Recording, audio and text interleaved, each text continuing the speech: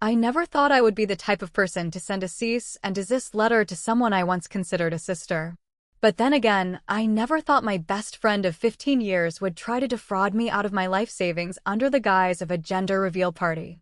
My name is Sarah, and if you think bridezillas are bad, you have clearly never met a momzilla who has decided that her unborn child is a valid reason to commit grand larceny. Chloe and I met in middle school. We were the duo that did everything together.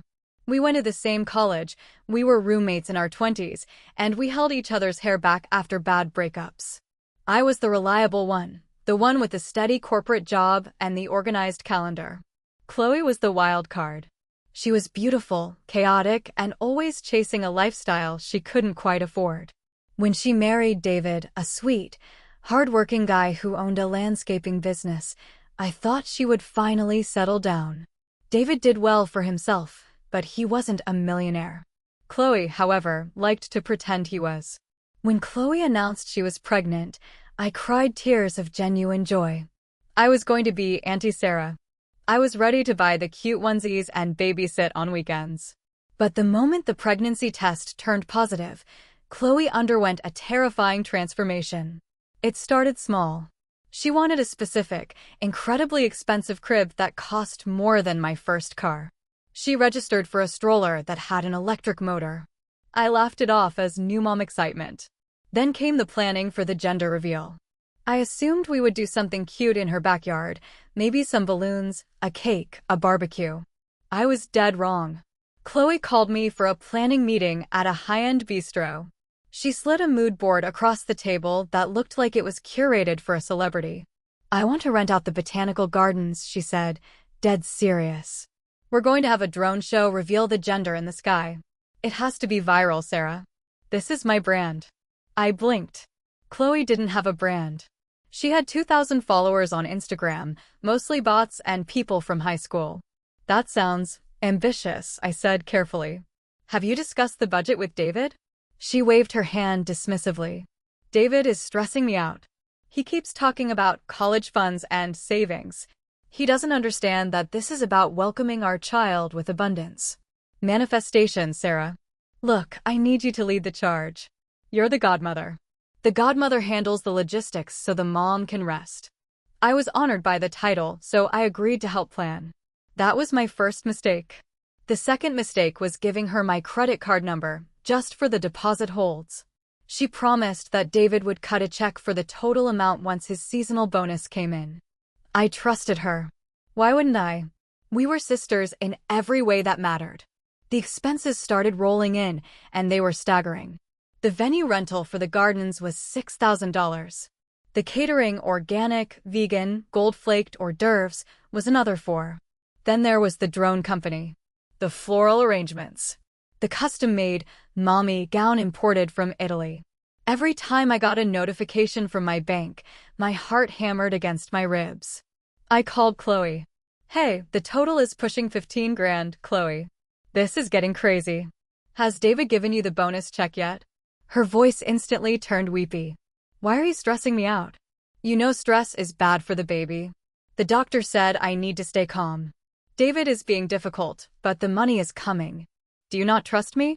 After everything we've been through." The guilt trip was masterfully executed.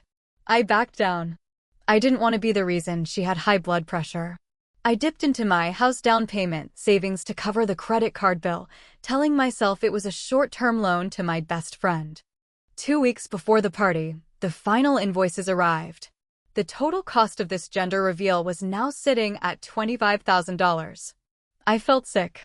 I drove to Chloe's house to have a serious conversation. I needed that check from David, or I was going to have to cancel vendors. When I got there, Chloe was unboxing a designer handbag that I knew cost at least $3 grand. "Oh, look," she squealed. A little push present to myself. I stared at the bag. "Chloe, we need to talk about the party bills. I can't carry this balance anymore. I need the money David promised." She rolled her eyes, her demeanor shifting from bubbly to cold. "God, you're so transactional. It's always about money with you. You're single, Sarah. You have no dependents. You have that corporate salary piling up. Consider this your contribution to my child's future. David isn't going to pay for it. He thinks a backyard barbecue is enough. So I need you to step up. If you want to be the godmother, you need to prove you're invested. I stood there stunned. Are you saying you never intended to pay me back? That David doesn't even know about these costs. She buffed her nails, not looking at me. I'm saying that village takes a village, and you're the village. If you cancel anything, you'll ruin my day, and I will tell everyone that you caused a pregnant woman to have a breakdown. Do you really want that on your conscience? I looked at her, really looked at her, and realized I didn't recognize this person. The entitlement was suffocating. I left her house without another word, my hands shaking on the steering wheel. I felt trapped. If I canceled, I was the villain. If I paid, I was a broke fool. I went home and paced my apartment for hours, wondering how I let it get this far. Before I tell you what I did next, and trust me, you're going to want to hear how this blew up, I have a small favor to ask. I am working so hard to share these stories and build a community here.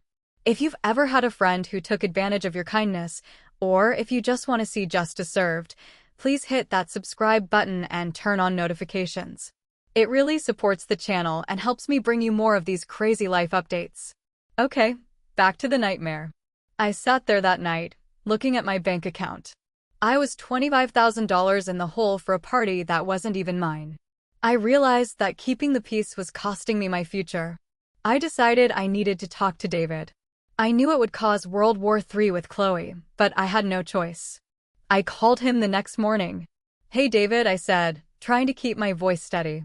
I need to ask you about the budget for the gender reveal. Chloe said your bonus was delayed, but I really need reimbursement for the vendors. There was a long, confused silence on the line. Sarah, what are you talking about? David asked. I gave Chloe a check for $30,000 2 months ago. She said she wanted to handle everything so I wouldn't have to worry about the details. She told me everything was paid for. My blood ran cold. She had the money. She had the money the entire time. She had taken $30,000 from her husband, pocketed it, probably to buy that bag and God knows what else, and then bullied me into paying for the party so she could double dip. She was effectively stealing from both of us. David, I said, my voice trembling with rage. I have paid $25,000 to vendors directly. I have the receipts. Chloe told me you were refusing to pay and that I had to cover it as the godmother. David swore loudly. I'm coming over. Bring the receipts. David came to my apartment an hour later. He looked exhausted. I showed him the invoices, the text messages where Chloe guilt-tripped me, and the credit card statements. He sat with his head in his hands. I found a credit card hidden in her drawer last week, he admitted. Maxed out. I thought it was old debt. Sarah, I think she's hiding money. Or spending it faster than we make it. We did some digging. It turned out Chloe wasn't just scamming us for the party. She had been opening cards in David's name, draining their emergency fund, and living a secret luxury life to impress strangers on the internet. The gender reveal was just her latest cash grab. She was using the pregnancy as a shield, thinking no one would dare confront a hormonal expectant mother. She's going to destroy us, David whispered. Then he looked at me. Cancel it. Cancel everything. She'll kill me, I said. She'll tell everyone I'm a monster. David stood up, his jaw set. Let her try. I want you to call every vendor right now and get whatever refunds you can. Have them refund your card. If there are cancellation fees, I will cover them personally. But this party is not happening. We spent the next 3 hours on the phone. The drone guy was annoyed, but refunded half. The venue kept the deposit but refunded the balance. The caterer was the hardest, but eventually, we got most of it back. By the end of the day, I had recouped about $18,000. I was still out some money, but David wrote me a check for the difference right there on my coffee table. I'm sorry, he said. You were a better friend to her than she ever deserved. The explosion happened the next morning. The venue called Chloe to confirm the cancellation. My phone started blowing up instantly. 37 missed calls. Texts in all caps, you jealous bitch, how dare you, I hope you die. She didn't know David was in on it yet. She thought I had just gone rogue. Then, she took to social media. She posted a crying video, tears streaming down her face, claiming that her toxic best friend canceled her gender reveal out of jealousy because I couldn't have kids. It was a low blow. A disgusting lie. The comments were flooded with hate directed at me. People were calling me evil, saying I should be ashamed. I wanted to vomit. I typed out a defense a dozen times, but deleted it. I remembered what my dad always said: never wrestle with a pig, you both get dirty, and the pig likes it. But the silence didn't last long. David went home that evening. I don't know exactly what happened inside those four walls, but I know the result. 2 hours later, Chloe's crying video was deleted. Her Instagram account was deactivated.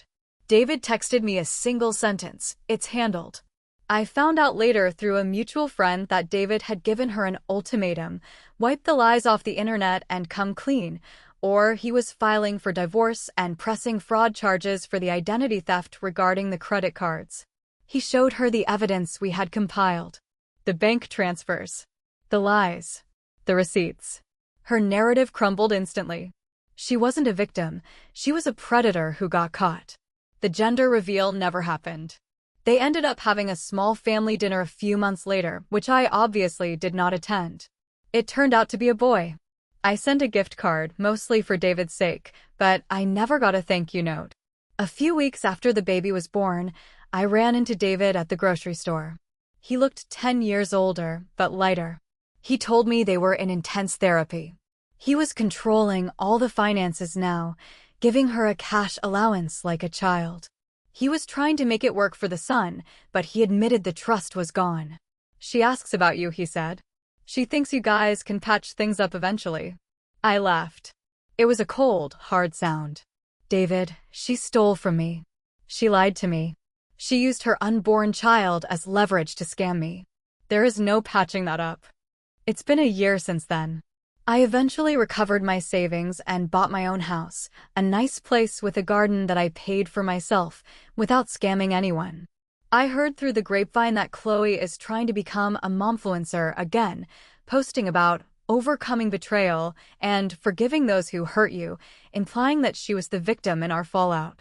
It used to make me angry, seeing her spin the story. But now, I just feel pity. She lost the only person who was willing to stand by her through everything, all for a drone show and a few thousand likes. I learned a brutal lesson that year. History doesn't equal loyalty. Just because you've known someone since kindergarten doesn't mean they have your best interests at heart. Some people view friendship as a transaction, and they will keep swiping your card until you are overdrawn. If you have a friend who makes you feel like you have to pay for their presence, who guilt trips you when you say no, or who hides behind stress or mental health to manipulate your wallet, run. Cut the cord. Cancel the venue. It's better to be the bad guy in their distorted story than the victim in your own reality. I'm still the godmother on paper, I guess, but I haven't seen the baby. And honestly, I'm okay with that. My life is peaceful now. My savings account is safe. And the only person I'm spoiling these days is my dog, who, unlike Chloe, is actually grateful when I buy him a treat. Thanks for listening to my story. If you've ever dealt with a moocher friend or a wedding/baby horror story, let me know in the comments. I read all of them. Don't forget to like and subscribe, and I'll see you in the next video. Stay safe and keep your wallet closed. Bye.